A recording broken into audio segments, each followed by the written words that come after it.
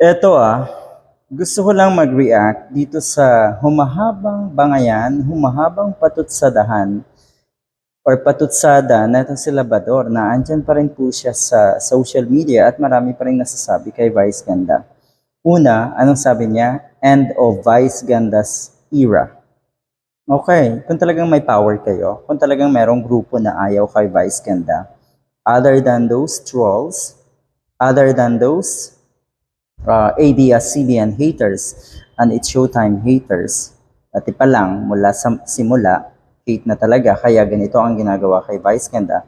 Kung mayroon talagang power, kung mayroon talaga kayong ipinaglalaban at iniisip nyo na talagang dapat mawala sa social media, dapat mawala, magtapos ang kasikatan ni Vice Ganda, go ahead. Marami pong platform si Vice Ganda. I-report nyo lahat ng platform. Tingnan natin kung oobra yung inyong mga reporting. Mag-mass report kayo. Okay, katulad po ng ginawa ng mga netizens, mga nag-iisip ng tama na kababayan natin. Katulad ng ginawa nila sa mga accounts ni Rendon Labrador, ni Kibuloy, ng SMNI.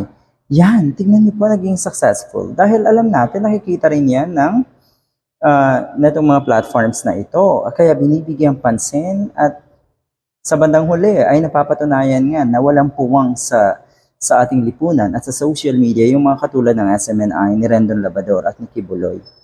Parehong-pareho. Okay. Nagpatutsada muli ang social media personality na si Labrador kay Unkabogable Star Vice Ganda at sa kanyang Instagram story. May Instagram account pa po si Labrador. So, hindi naman tatagal yan. Hindi naman, or sa mga susunod na araw, sa mga susunod na linggo, ay sigurado mawawala rin po. Dahil totoo na kayo po, Mr. Labrador, ang walang puwang. Okay?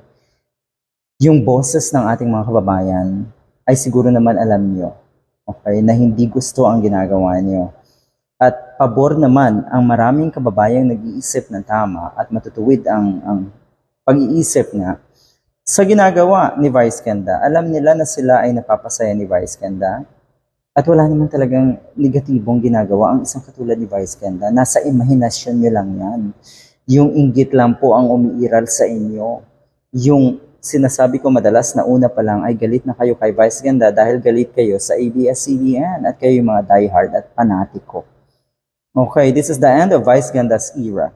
Kung totoo, you see, lalong namamayagpag si Vice Ganda, so talagang napakalabo na ito. Ilan ba ang bagong endorsements na itong si Vice Ganda? Napakarami po. Shopee, yung isang angkas, at marami pang nagdarating na nagtitiwala ng mga kumpanya at brand sa isang Vice Ganda. So, yan ba ang sinasabi niyo magtatapos ang era, ang kasikatan ng isang Vice Ganda? Baliktad. Dahil sa halip, lalong mamamayagpag. Sa halip, lalong pagbubutihin din ni Vice Ganda ang kanyang craft. At lalo siyang magiging unkabogable. Yun ba yun? Unkabogable. Lalo siyang magiging phenomenal. Alright. Sabi niya, this is the end of Vice Ganda's era. Tama na ang paglason sa isip ng mga kabataan at pag-normalize ng mga mali. Saan ba nagmula itong pag-normalize ng mga mali? Sige nga po. Sige nga. At pwede kayong magtanong sa mga kabataan. Pwede kayong magtanong sa mga bata mismo kung ano ba ang reaction nila kung sila ay nanonood ng mga shows ni Vice Ganda. Ano ba yung naidudulot sa kanila? Ay baka kayo po ay mapahiya.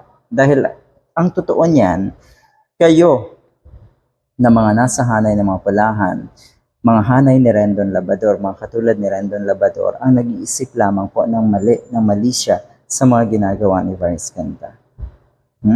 You see?